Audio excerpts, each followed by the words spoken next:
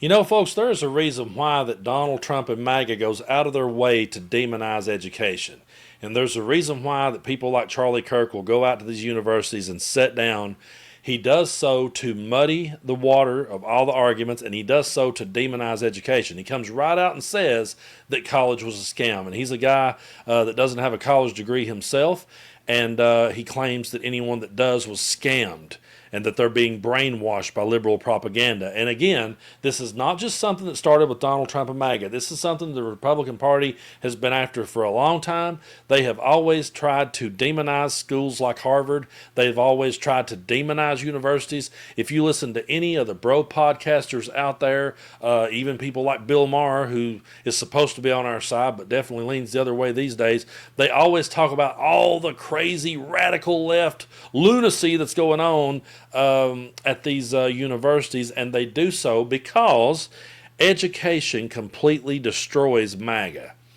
If people becomes educated on the subjects and learns the facts of life, it will completely destroy MAGA. And the people that Charlie Kirk are trying to reach is the people who are never going to get to those universities. So he wants to go ahead and demonize the universities as much as possible and keep everyone living under MAGA's control and everyone voting against their own interests. So we're going to talk about this letter that was sent to Harvard. And we're also later in the video, we're going to talk about how now they're saying that letter was sent by mistake. But I want to play you this clip here from Professor Andrew Crespo. To let you know how this story got started. Donald Trump truly wants to control everything that Harvard teaches. And folks, this is straight up out of a dictator's playbook. But take a look at what Crespo has to say here. Donald Trump wants to control what is taught in America's universities. He wants to try to use all of the tools of the federal government to break the backs of these institutions unless they parrot his own preferred ideology. This is a page straight out of authoritarian playbooks. If you look across history and across the globe, when people come into power who wants to try to maintain and control power in a way that's contrary to the basic norms of a constitutional democracy, they attack some of the core institutions of civil society. They attack the press, they attack the courts, they attack the legal profession, and they attack universities. And that's what's happening here, and the president isn't even pretending about it. His Truth Social message makes clear that he wants to change what he views as the ideology of what's being taught at American universities and make it more to his liking. He's spot on right there. Trump wants MAGA's ideology taught in schools because they want that normalized and they want that pushed out there to everybody. But this guy has a lot more to say about this, and I want to play this next clip for you. Congress has the power of the purse, and for the past half century and more, Congress has thought it was useful for the country, and it has proven to be incredibly useful for the country, to have a partnership with our leading research universities. That partnership has produced cures for some of the most intractable diseases. That partnership has led to advances in technology that have made us the economy that's the envy of the world. Our partnership between Congress, the federal government, and research universities has been something that has been so beneficial for the American people. That's the partnership that President Trump is now trying to unilaterally end. He's doing it against the will of Congress, which appropriated these funds and which put in place an entire statutory scheme in the Civil Rights Act of 1964 that says how these funds are to be regulated. President Trump is disregarding all of that. He's ignoring Congress's statutes. He's ignoring Congress's will. He's ignoring the will of the American people. Our constitutional democracy depends on having universities that are not just leading the way in research, but that are helping us understand the core aspects of our democracy. I teach at a law school. We're talking about the rule of law. Donald Trump's threatened by schools that talk about the rule of law because he is a threat to the rule of law.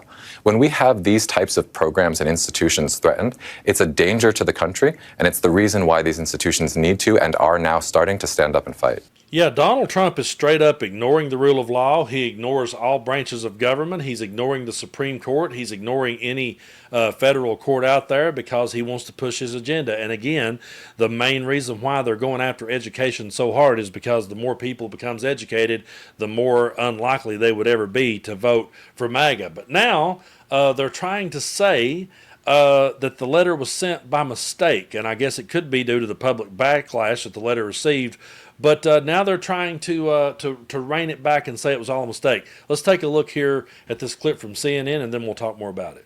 White House's position is it was malpractice by Harvard to not realize that this letter was so outrageous, it probably wasn't true. I mean, that letter came from. I mean, I think that statement actually just sort of gives away the whole game. Essentially, the argument that we're hearing there from May Mailman at the White House is they should have known. They should have known there was something wrong. They should have picked up the phone and said to us at the White House, hey, guys, this looks like a mistake. I think it's pretty obvious where the fault lies, though. I mean, Ellie, could you imagine if Harvard had responded to this letter by saying, okay, we'll meet these demands, and actually that they had been sent in error to them? Yeah, I mean, exactly. Look, this is serious stuff. I mean, this is a major showdown that is escalating by the day. If Harvard had acquiesced to these demands, I mean, it would have changed the institution and compromised the institution forever. But I'm interested to see now what happens next. Now, does the White House withdraw this, or do they sort of decide, whoops, we're pot committed now, and we're going to have this fight through to the end? So let's try to make this one make sense. They send Harvard the letter, and then they say that it's Harvard's fault that they didn't recognize that it was a mistake. So they're saying the letter is so outrageous that you should have realized it was a mistake, and now it's your fault. But like Caitlin Collins said, what if they'd have just went along with it and said, yes, we'll meet these demands? Do you think then that Donald Trump and MAGA would have said, oh, that was a mistake. We didn't mean for you to meet those demands. We didn't mean for you to jump when we say jump. We didn't mean for you to say how high. No, of course not. So it's absolute bullshit, and the story is so crazy that we have a leader who's now trying to control what colleges teach, and they're going right out loud and saying it, but then when there's public backlash and people gets upset about this, well, that was a mistake. How can a letter like that get sent by mistake, and how can you then turn and blame it on the university and say they should have recognized it for being a mistake? But that is typical with MAGA. They do this with everything. Donald Trump does it all the time. He creates this big story and then tries to dial it back and pump the brakes, and then they sit back and say that he's not playing checkers, he's playing chess. It's truly crazy. No, what they're doing is they're trying to demonize education, and that's why Charlie Kirk makes it his mission to go out and sit down at universities. And I will always say this about Charlie Kirk. He has the absolute easiest gig that there is, because all he has to do is go up. I could do that. I could go out, and I didn't go to college either, by the way. I'm not throwing shade at Charlie Kirk for not going to college. I barely made it out of high school, but I own it and admit it, and I'm not sitting here demonizing education.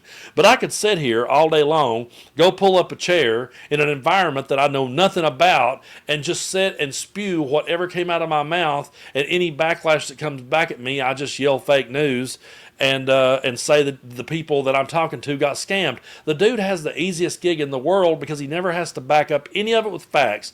All he has to do is sit there and give his over-the-top racist hot takes, and there will be people that will sit and latch onto that. And there will be so many people who will see MAGA demonizing education the way that they do, and the likes of Charlie Kirk and Donald Trump demonizing it at every chance they get, and they'll completely bypass it. They'll completely go around it. Again, I didn't go to college, but I'm not sitting here demonizing education. And if I'm speaking to someone who is educated on a subject, I sit back and listen to them. I've said many times here on the channel, I don't know enough about that subject to talk about it or to give a hot take on it. You know, there's so many subjects that I steer clear of, and if you've ever said, Brando's not been talking about that one, what's because Brando doesn't know enough about it to give you an honest take on it. And I don't want to just sit and give my hot take.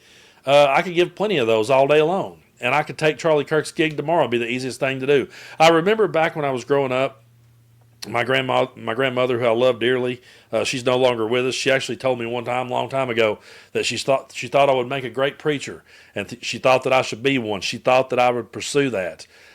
Sometimes when I'm standing at her grave, I say to her, Mama, this may not be exactly how you wanted me to go about it, but I feel like that I am trying to preach and trying to make sense and trying to speak to people. But she said, you know so much about the Bible, you know the book better than my minister. She actually said that. You know the book better than my own minister does, and I really believe that you can make a way with that. And I said, well, Mama, there's actually verses of Scripture about people who does it for the money, and there's scriptures about people who does it for all the wrong reasons. And again, it would have been the easiest thing ever for me to just go out there and pull up a chair and sit down and talk about something that I knew nothing about. Charlie Kirk's no genius. He's a flaming moron. who just goes out there and gives a bunch of hot takes, and he inspires young men to not be educated. He inspires young men to believe in his hot takes and his bullshit, and is truly disgusted. But I may not have went to school, but I applaud the ones that did, and I'm not going to sit back when we're talking about if we're sitting here. If we're sitting here talking about brain surgery, I'm not going to sit here and give you my expert opinion on it because I'm not an expert in that field. I'm going to listen to the person who went to school and learned and is educated on the subject, and someone who has performed brain surgery and knows what it's about. I'm not going to bring on somebody that flunked out halfway through and then ended up killing a bunch of innocent people. That's not who I'm going to talk to. I'm not going to sit there and be like, wow, yeah, Jamie pulled that up. Oh, my God. I saw a meme a while ago that said Joe Rogan. Back in my day, we didn't have Joe Rogan. Your cousin just had an older brother who was 27 years old, lived in his parents' basement and smoked pot and next to the blacklight poster. And I cracked out laughing when I heard that because I knew a few people like that back in my day, and I would always leave that room even if I was stoned, going, "Yeah, he's probably full of shit."